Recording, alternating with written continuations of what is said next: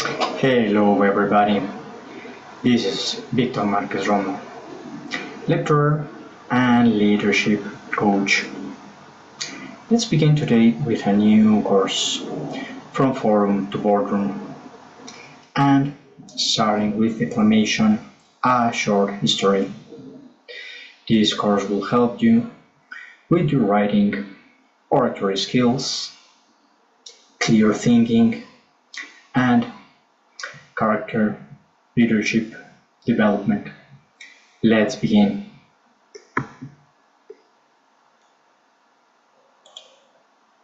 What is our agenda for today? We will begin with arrival meditation in order to stretch a little bit and open up our senses, ground ourselves, and be ready to absorb, learn, reflect new information. Let's sharpen our voice like a Roman master. Starting today, you will receive a fresh burst of hands-on challenges. Drawn from Seneca the Elder, Quintilian, Calpurnius Flaccus, and some of their peers that we will be developing. Expect focus drills that lift your argumentation, as we were saying, oratory, content, creation, and writing finesse. Join our legion of modern declaimers. Your podium now awaits. So, let's begin with our arrival meditation step onto the forum. Let's pause and settle a little. Find your seat, plant both feet on your floor. Let your hands rest softly on your thighs. Close your eyes or lower your gaze. Be comfortable inside your head, behind your eyes.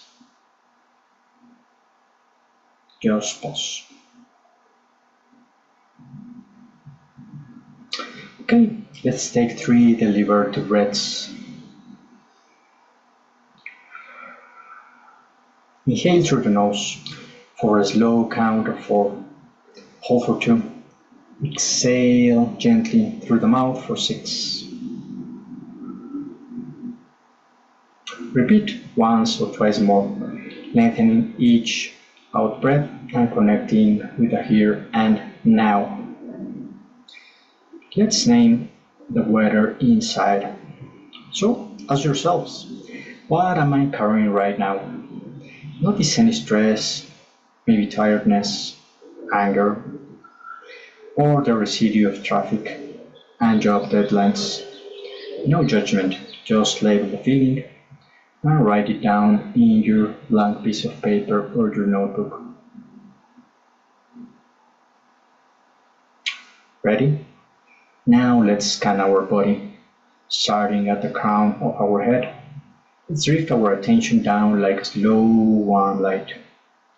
Note every sensation, maybe a tight jaw, a stiff neck, 3 or 4 aches that we have, knee and elbow, shoulder, maybe a tension in our lower back, headache, tension.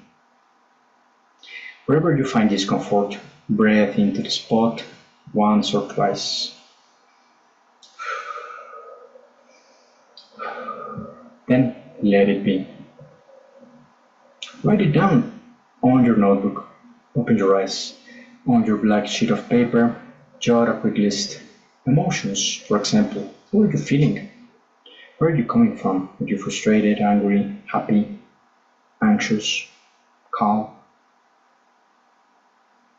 Some physical notes, for example, the old right knee pain, a little bit of headache, the soreness, the back. What are you feeling in the physical? Write it down. Describe it the best as you can. That is a way we are expanding our writing skills and descriptions. Next, release. Fold that paper in half, set it beside you. You empty now your bag. Your mind and body are now free to focus on the craft of speech with our lesson number 1.1, a short and brief history on Roman declamation. So that said, welcome to the here and now. Your personal rostrum is now clear. Let's begin. Why we begin with arrival meditation, you may be asking. We need to reset the instrument. Our body is our first vehicle of rhetoric, voice, breath, gesture. If you arrive tense from traffic, tired from job, from another class, the strain leaks into every word you speak. In every line you write. A 2-minute scan, 3-minute scan loosens the knots, shreds the bed, and tunes the instrument before you can play it. Remember, we are our instrument of our rhetoric and oratory skills. 2. Clear cognitive bandwidth. Neuroscience confirms what the Stoics intuited. When acknowledge emotions and pains, save on attention. By naming stress or knee pain on paper, you offload it from working memory, like freeing mental space for argument, construction, reflection, creative thought. You cultivate ethos right from the start. Quintilian defined the ideal speaker as a good person, speaking well. Self-awareness is step 1 in that morality. When you recognize your own state, fatigue, anxious, calm, nervousness, you gain empathy for your audience state and speak more ethically, connecting with them, energetically with them, and also ethically, which is very important in our Roman declamation. Build a habit of reflection. Declamation is not only outward performance to an audience or writing some notes or speeches. It's an inward discipline. The ritual reminds you that great oratory begins with grounded presence. Over time, this micro-reflection becomes a transferable habit you can invoke before interviews, presentations, high-stakes negotiations. So you can see oratory skills and Roman declamation can help us a lot in a lot of aspects of our personal and professional life. Signal a sacred space. A quick breathing cycle and body scan make a transition from everyday noise to the form or focus practice. It is our modern equivalent of stepping into the rostrum, an audible physical cue that what allows deserves due fully dignity and attention. In short, the arrival meditation is a strategic pause, which we will begin every lesson with. It builds our physiology, our psychology, opens our cognition, aligns our ethos, and frames the room as a place of purposeful speech or writing. 2-3 minutes invested here multiplies the power of every exercise that follows, helping ourselves to grow into these beer 40s that we will be reviewing. This course is designed to forge into yourself.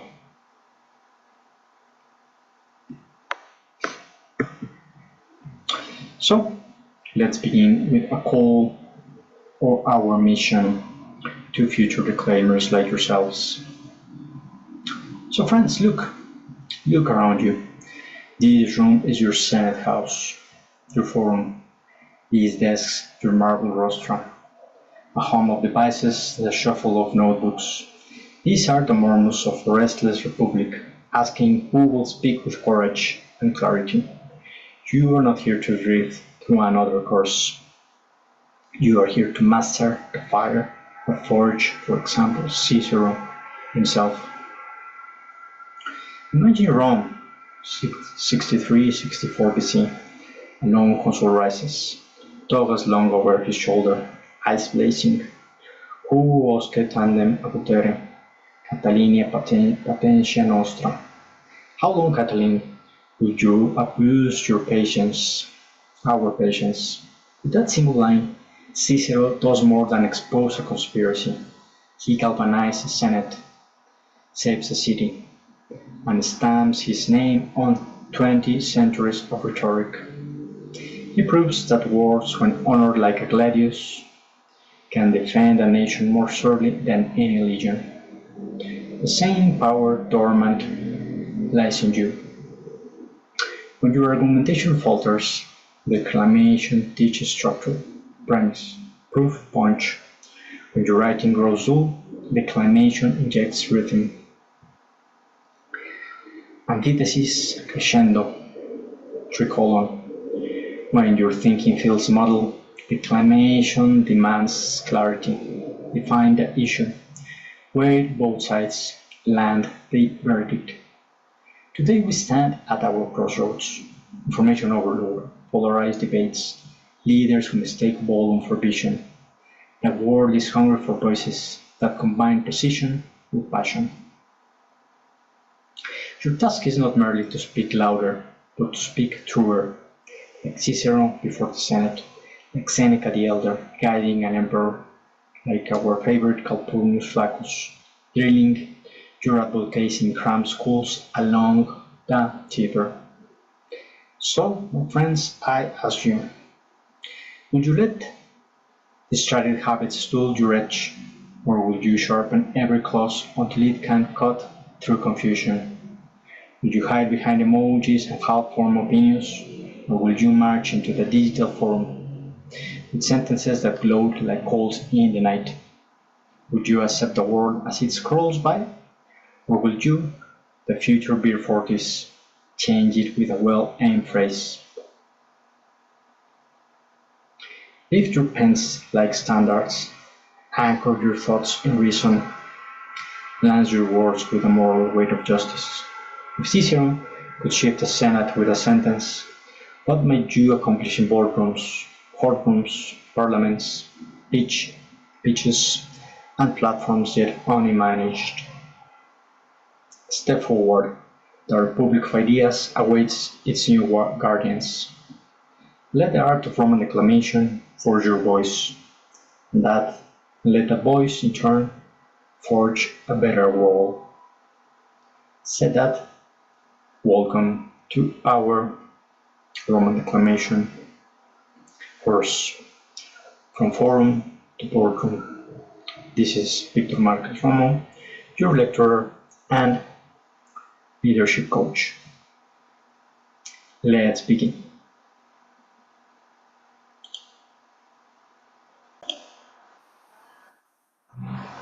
Declamation, a short history. Let's begin with this excerpt.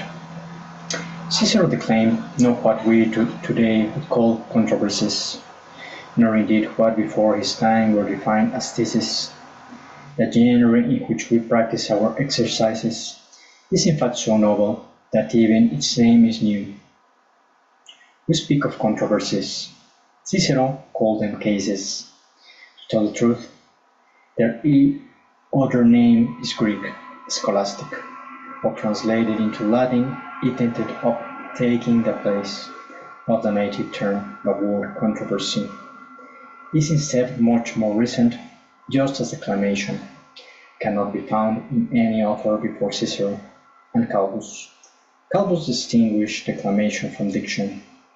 He claims, in fact, to be only an elegant declaimer, but a good speaker, and believes that the first term refers properly to private exercises, the second to real trials. The name is relatively new, and the associated practice has only recently come into vogue. For this reason, it is not difficult for me to know from its very beginnings a phenomenon that was born after me. This passage, which opens the anthology of declamations circulated by Seneca the Elder at the beginning of the reign of Caligula, represents the first and the most articulated ancient reconstruction of the origins of declamation. Its author was a famous equestrian who came from the Roman colony of Cordova in Spain, where he was born around the middle of the 1st century BCE. In his youth, he had been a student of the schools of rhetoric, a close friend of Porcius Latro, a fellow Spaniard, and of other famous teachers of the late Republican and Augustan period, which left a huge cultural memory. Seneca frequented the world of rhetoricians for most of his very long life. He tirelessly listened to, took notes from, and sketched profiles of the most prominent teachers and students. In old age, he decided to put into writing the mass of material he had been accumulated throughout his life in a work that he dedicated to his 3 children, among them the philosopher who would later become Nero's teacher. The clear aim of this work was, among other things, to preserve an inheritance of oratical talent that, owing to the circumstantial nature of its creation, risked being lost once the generation of first-hand witness had passed. Seneca produced a book unique in the whole panorama of ancient literature. It is not just an anthology of over 70 years of scholastic rhetoric, overseen by an intellectual who knew the world intimately and deeply.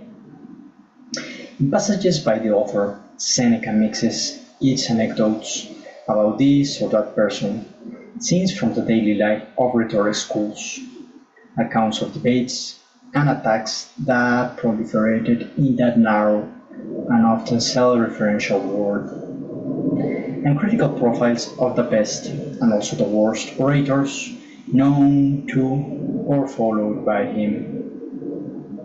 Seneca thus appears to occupy an ideal observation post for reconstructing the history of a cultural phenomenon, scholastic rhetoric, that he was able to observe both from afar and up close. In reality, his work is marred by a series of imprecisions and omissions. Among the most significant is his claim that Cicero was unfamiliar with that brand of exercise later known as Declamation. Seneca himself reports a theme of controversy undertaken by the statesman from Marpinium that is entirely of a piece with others in his anthology. Furthermore, Seneca is completely silent on the Greek precedents of declamation, which in the final analysis go back to Athenian sophists of the 5th century BCE, at least indirectly, and to the marked rhetorical interest of peripatetic school.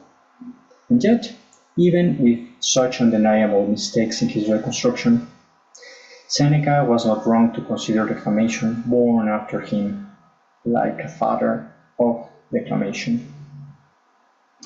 In the Roman world, teachers of rhetoric, mostly Greeks, were active from the first half of the 2nd century BC.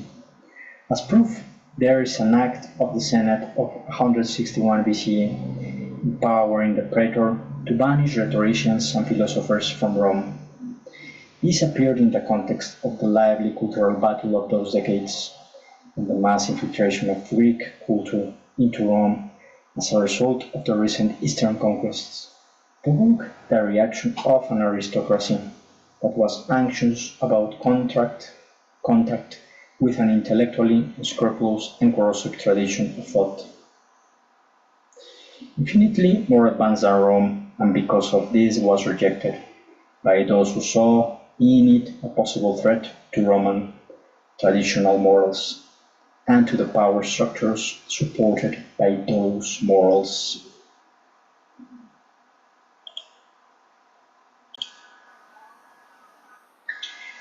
This same hostile attitude can be observed in the Edict of 92 BCE, in which the censors, Gnaeus Domitius, Aenobarbus, and Lucius Licinius Crassus, express their disapproval of the school of the so-called Latin rhetoricians.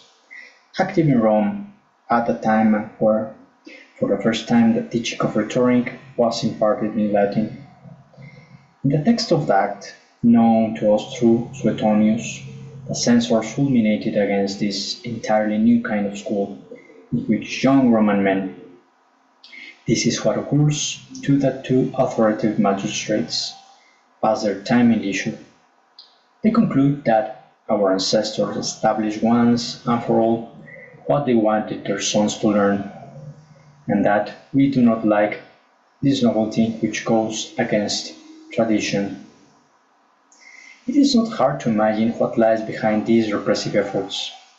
At the beginning of the 1st century BCE, rhetorical training involved long and costly stays in the capital of the Hellenistic East, where famous researchers and teachers imparted their lessons in Greek to the offspring of an elite scattered to the four corners of the Mediterranean. This new curriculum, already strongly selective in itself, was associated at home with the so-called apprenticeship of the forum. That is why we are from forum to boardroom.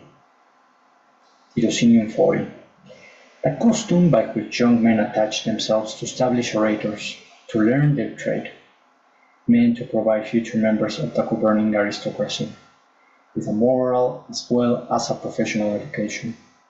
In both cases, access to forensic activity and acquisition of knowledge necessary for launching a political career had a markedly censorial character. In particular, this apprenticeship allowed the ruling class to choose its successors, exercising a critical role in the cooptation of new members of the elite.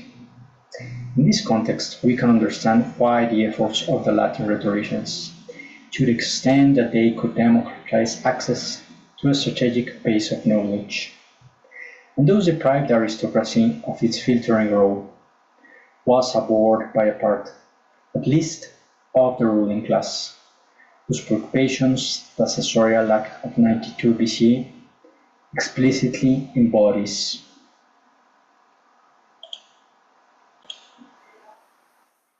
Things changed dramatically in the second half of the 1st century BCE, perhaps thanks to the measures such as Caesar's to grant Roman citizenship to anyone moving to the city as a teacher, and to new efforts by the Augustian Principate to enlarge the administrative and governing class.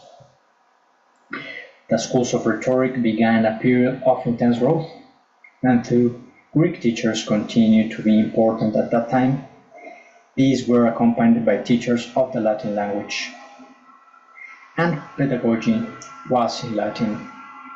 Certainly some of the Greek rhetoricians active in Rome must have spoken Latin perfectly and must have enjoyed Roman citizenship. If we did not have biographical information from Seneca the Elder, we would never know that men of letters such as Cestius Pius and Aurelius Fuscus, who declaimed in Latin and had fully Roman names, actually came from the Greek-speaking area of the empire. From this moment on, the rhetorical schools became a sort of obligatory rite of passage for anyone with the means to undertake those studies, and declamation would end up exerting a profound influence on literature, on the culture in general, and on the imaginary of the imperial age. Students landed in the rhetorical schools, roughly equivalent to our secondary schools, and an apprenticeship in a plethora of preliminary exercises, understood as preparation for the most important and most complex practices, those of Sosoria and Controversia. Progymnastic manuals have reached us almost exclusively from the Greek world. As regards the Latin schools, we have only 7 complete Suasoriae preserved by Seneca the Elder, and about 300 Controversiae across 4 corpora gathered by Seneca the Elder, about 80 pieces by Pseudo-Quintilian, Declamations Minores, about about 150 pieces, and Declamations Mayores 19 pieces, and by Calpurnius Flaccus, who will be the first author who we will be reviewing, the Declamatorium Excerpta, whose original collection we possess only in an epitome made in a later period, containing 53 extracts. The only corpus whose author and chronological positioning we can identify with is the Oratorum et Rhetorium Sententiae Divisions Colores of Lucius Annius Seneca the Elder, or Seneca Retro. We have already sketched his biographical profile. Since Seneca knew of the death of the Mamercus Aemilius Scarus in 34 CE by Tiberius' command, and because he cites fragments of the historian Cremetius Cordius, whose work, banned by Tiberius, was recirculated by Caligula in 37 CE, we can assume that he published his work under this emperor when he was about 90 years old. Here it may be worth adding that Seneca was also the author of an historical work, the History from the Beginning of the Civil Wars, which was inspired by the idea that the history of Rome followed a parabolic, almost biological trajectory, in which it was possible to identify an infancy, a phase of growth, the reaching of maturity, coinciding with a culmination of strength and power, and the later arrival of a process of decline, reaching its culmination in the collapse of the Republic. Even Seneca's convictions about the value of school rhetoric, an interesting but futile genre, and of historiography. It's reasonable to aver that it was in his historical work that he trusted his hopes of living on in a fame, a hope destined to remain unfulfilled. Even that the historian published posthumously by Seneca the philosopher under Caligula succumbed to the same fate that deprived us of a great part of Latin historiography of the Imperial Age, and is now known only fragmentarily as we reviewed. By contrast, his rhetorical work has survived almost completely, even if a portion of the original 10 books, plus one of Sosoriae, has only reached us as extracts. Our information is much worse about the two anthologies transmitted by the manuscript tradition under the name of Quintilian, Marcus Fabius Quintilianus. Quintilian was a Spanish lawyer and rhetorician who, under Vespasian and his son Titus and Domitian, held the clerk of eloquence established by the emperor and maintained by the treasury, and was author of a manual in 12 books, the Rhetor's Education, or the famous Instituto Oratoria, which contains precious theoretical reflections on scholastic rhetoric and a large collection of sample themes. Many scholars also attribute to Quintilian the minor declamations, comprising originally 388 pieces, but reaching us in sharply reduced number from the first part. Whatever the case, they probably belonged to the school he was in charge of, likely a sort of textbook by a teacher who was trained there, as suggested by its numerous points of contact or even full correspondence with the teachings. An overall didactic orientation expressed by Quintilian himself. Recently, in this question, Antonius Tramalia has suggested that the minor declamations are a teaching text, similar to the division of questions of the Greek rhetorician Sophocles, and datable to the end of the 1st century, or more likely the beginning of the 2nd century CE. Both texts give us a glimpse of an ancient teacher, as he explains to his students how to construct a declamation. And we will be following that guidelines. The question of the 19 major declamations is more complex.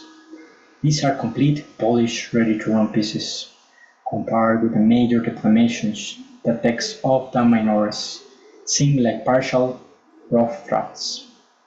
The collection was published at the end of the 4th century CE, perhaps in 384, but the pieces it includes, wrongly attributed to Quintilian, were composed from the early 2nd to the first half of the 3rd century CE by different authors and are distinguishable from one another by stylistic and formal criteria.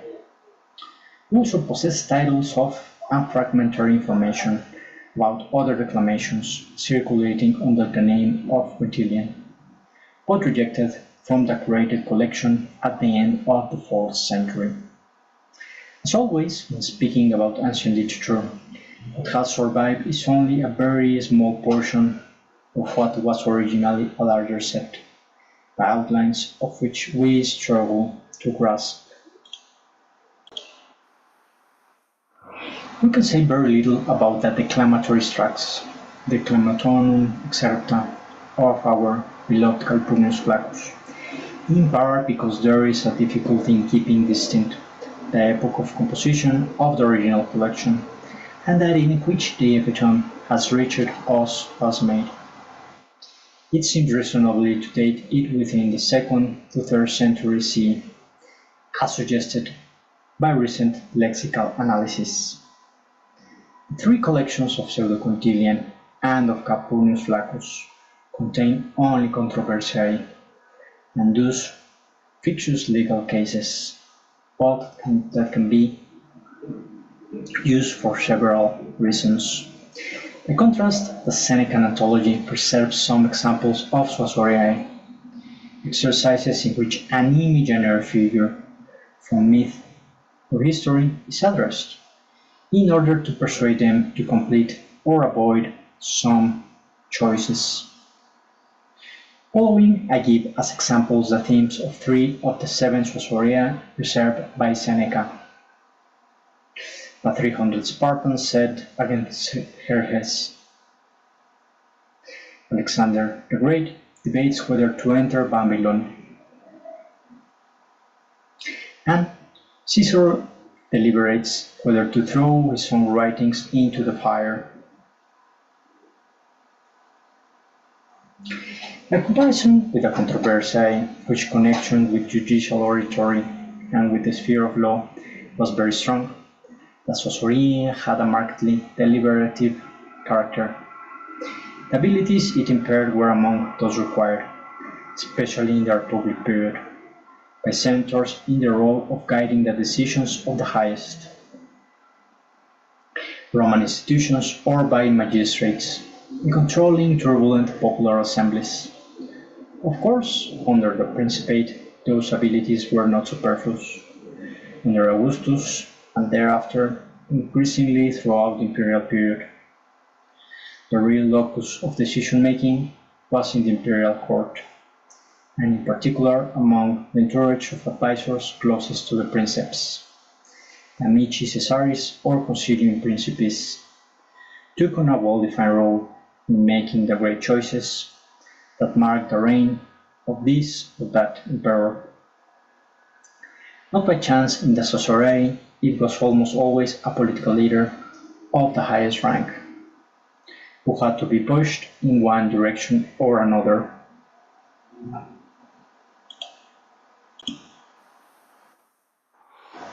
The second exercise of scholastic rhetoric is very different.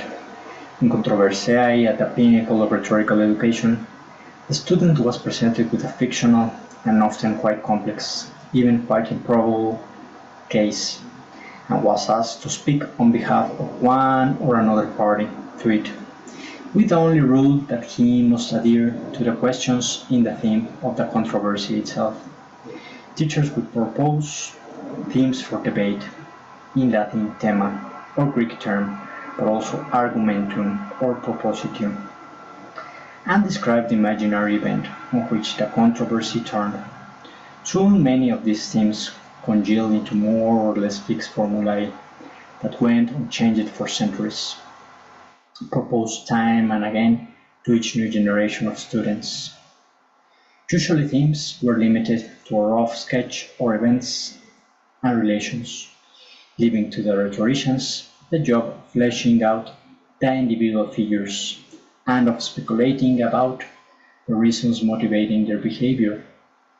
The result here is what Seneca calls color, that is particular inflection given to the treatment, the guideline that shaped the accusation, the color, and the defensive strategy developed by the students, which you will be developing. Besides the details of the theme, the student proposes a plan of work or division, grounded in the first instance in the classification of the case within a general typology, according to a framework developed in the great rhetorical manuals. Finally, along with the theme, the opening of a controversia included the laws that should guide discussion and establish the rights and prerogatives of the contestants, or fix the legal frame of their contests. I now will provide only a very small specimen of the around 300 controversiae that have reached us, namely the themes of the 8 declamations that comprise Seneca the Elder first book. Please read them thoroughly, as our activity will be based on these 8 themes. Number 1. Sons should support their parents or be put in chains. Please read the following. 2. A priestess should be chaste and of chaste parents, pure and of pure parents.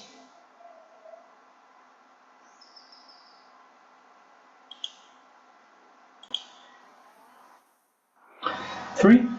A priestess who violates her oath of virginity should be thrown from the Tarpeian rock.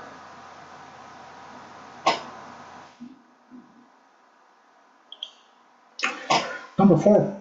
Whoever finds an adulterer in flagrance delicto with the adulteress will not be guilty after killing both. It is aulo for a son to punish the adultery of his mother. As you can see, there are strong cases filled with violence, with punishment, with reflection.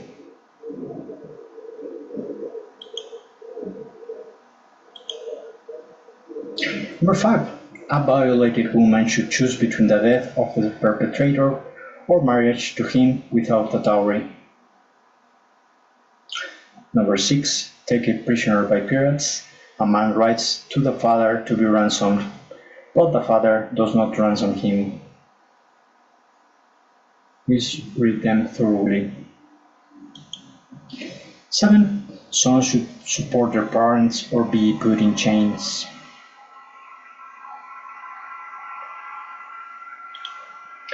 Number 8. Whoever has fought in combat heroically 3 times should be released from further military service. As you can see, this is only a small sample. We will have occasion to cite other themes later on our course to enrich this sketch.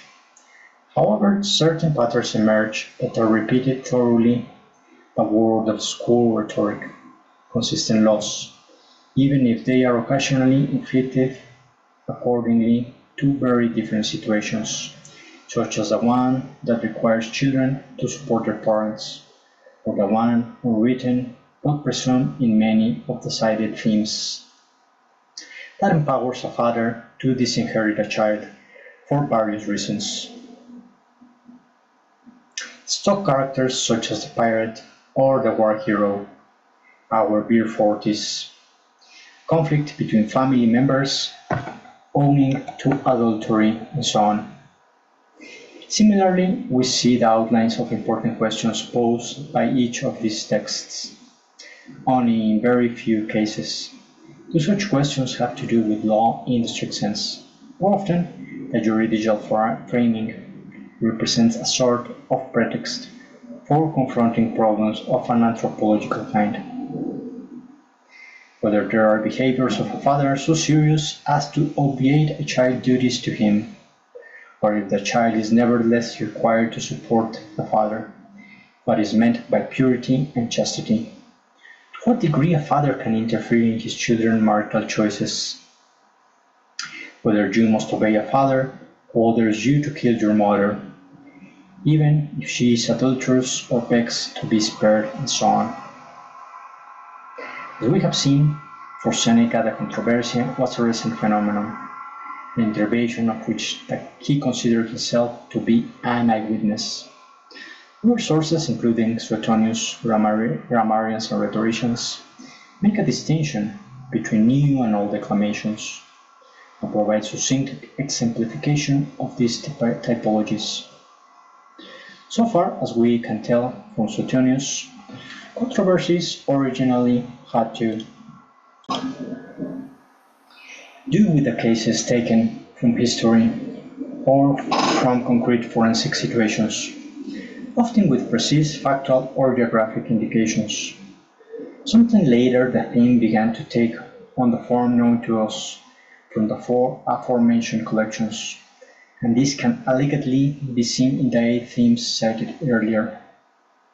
The events no longer take place in Rome or indeed in any specific place, but in an undetermined city conventionally called Sophistopolis, or the city of the rhetoricians. Let's go to the forum of the city of the rhetoricians. To borrow the definition proposed for Greek declamation by Donald Russell, its inhabitants were generic fathers, sons, war heroes, pirates, tyrants, emperors, tyrannicides, stepmothers, all rigorously anonymized, arranged by the declaimers like so many pieces on a chessboard, in all possible configurations and according to limited set of moves. The result is fathers and sons being imprisoned within an endless oscillation between obedience and conflict. Pirates invariably abducting unsuspecting sea travelers and holding them for ransom.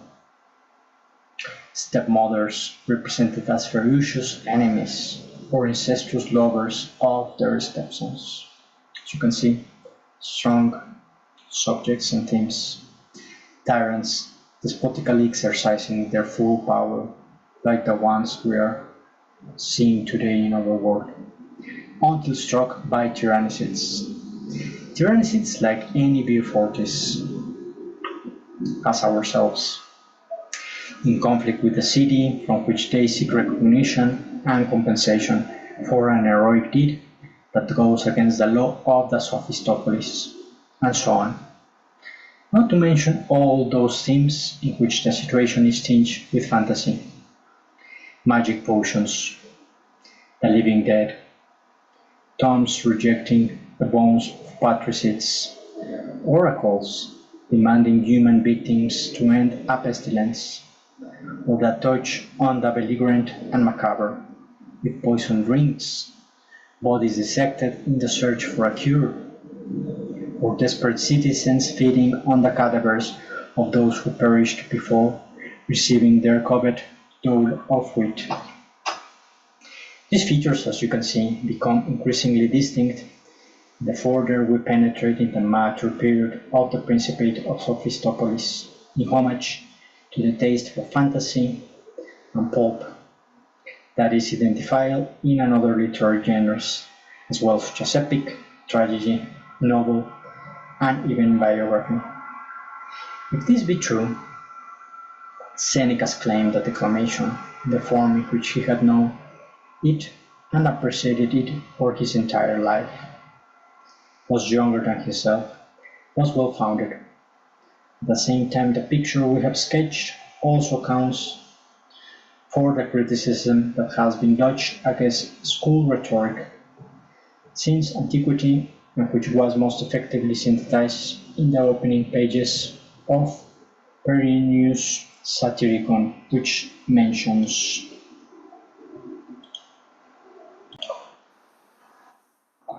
rhetoricians tormented by another tribe of Furies when they cry, These scars I earned in the struggle for popular rights. I sacrificed this eye for you. There is a guiding hand to lead me to my children. My knees are hamstrung and cannot support my body. Though indeed even these speeches may be endured if they smother the path of aspirants to oratory.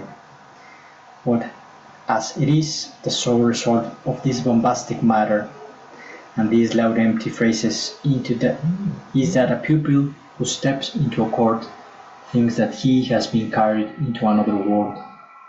I believe that college makes complete fools of our young men, because they see and hear nothing of ordinary life there. Yet, it is pirates standing with chains on the beach. Yes, tyrants writing edicts ordering sons to cut off their fathers' heads. Yes, and oracles in time of pestilence demanding the blood of 3 virgins or more. Honey balls of phrases, every word and act sprinkled with poppy seed and sesame. Even Quintilian understands that declamation as a practice has already become deeply rooted in the curriculum, who believes it is undeniably useful for educating future orators, fights to bowdlerize it and to expunge its most improbable features. He observes, in laws and in praetorian edicts we would search in vain for soothsayers, pestilences, oracles, stepmothers, crueler than those of tragedy and many other things even more incredible. From here it is a short step to questioning the function of controversies in a school system designed, above all, to prepare the future orator for the realities of the forum. So grasp these ideas in order to start thinking about your speeches. And Petronius' sardonic statement that declaimers felt bewildered, as if it's in another world when they finally reach the forum, suggests this step was taken very early. But an ontology of ancient and modern judgments of declamation would be too easy and of very little actual interest. In following pages, the following ideas, we will instead have 2 objects. First, we will try to understand how the narrative world of the rhetoricians works.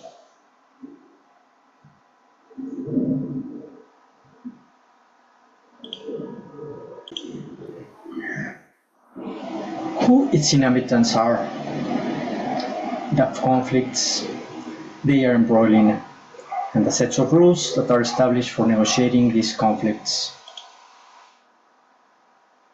and for allowing parties to those conflicts to express their rationales. Second, we will formulate hypotheses about the value and complex meaning of declamatory education that we are embracing in this introductory course, and the effects it likely had on those who undertook it in the crucial years of their intellectual formation.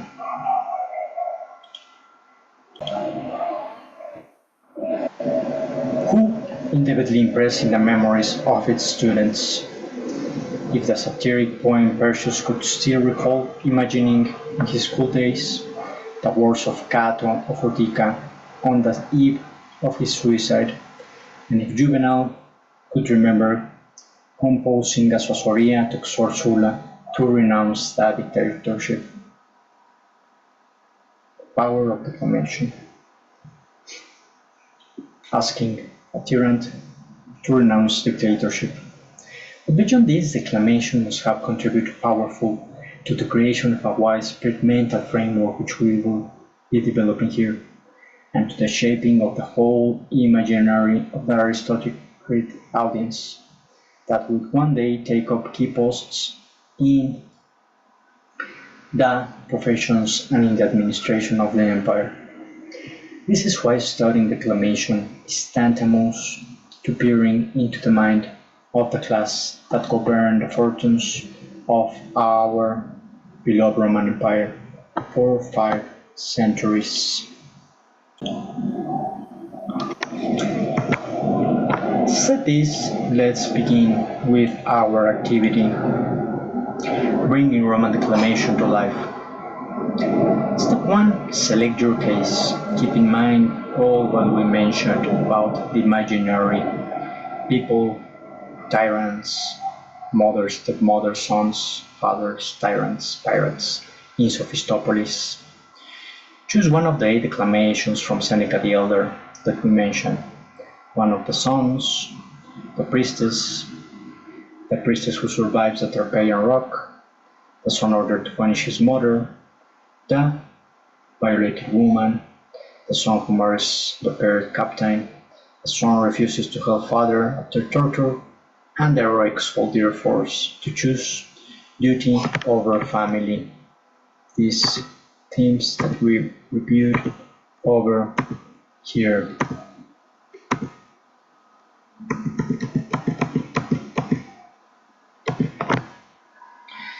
Then let's engage deeply and choose one approach. Pick one of these engaging approaches to interact with your chosen declamations. The option A, personal reflection. Maybe a short paragraph, an essay, some notes, some ideas that came to your mind with these characters of Sophistopolis. Half a page, 1 page, reflecting on the moral dilemma presented. Answer questions such as, what would you do if you face this situation? Can you see modern parallel today in your family, conflicts, justice, loyalty, the whole society? What does your response reveal about your own values? Or option B, make an oratory speech. Prepare, deliver, record yourself, and deliver a persuasive speech, 3 minutes, as if you were the main character advocating your decisions to this jury or audience. Use information learned throughout this content we develop that suits your interest. Remember, our habitants of Sophistopolis, a rant against the tyrant, the oppressor, the pirate. Or option C, creative writing. Reimagine the declamation as a modern short story or dialogue. 1 page. For example, one dialogue between a mother and his son, a son and the pirate, a soldier and his father, an orator and a tyrant, a dictator. What would you say to him in order to step down? Remember the morals, the values. Explore themes, as I was saying, betrayal, honor, courage, family, in contemporary settings of today. In the courtroom, in a corporate boardroom, in the company, in the family gathering, in the enterprise or the organization. Let's share and discuss. Craft them and send it to me. I will put an email so you can send it to me. Share in small groups, maybe a short speech, a short recording, a short video. Let's discuss insights, gain moral challenges, and lessons learned about argumentation, character, and leadership in Roman declamation in this introductory phase. Why Roman declamation matters and this activity matters. This will help you to deepen empathy by facing tough moral scenarios, sharpen, start using persuasive communication skills, from books, from novels, from ideas that you have, from learnings. Understand how timeless human dilemmas shape personal and professional ethics today. Let step on the rostrum and test the power of your words in this Romanesque style. Reflect about it. Maybe write a paragraph, a whole page. Remember your feelings about angerness, toughness at the beginning of our meditation. Develop. How are you attacking that tiredness, that madness? How are you talking to your sons, to your daughters, to a tyrant, to a boss, sales pitch. Reflect and let me know. This would be all for today. As always, thank you for listening, hearing, viewing.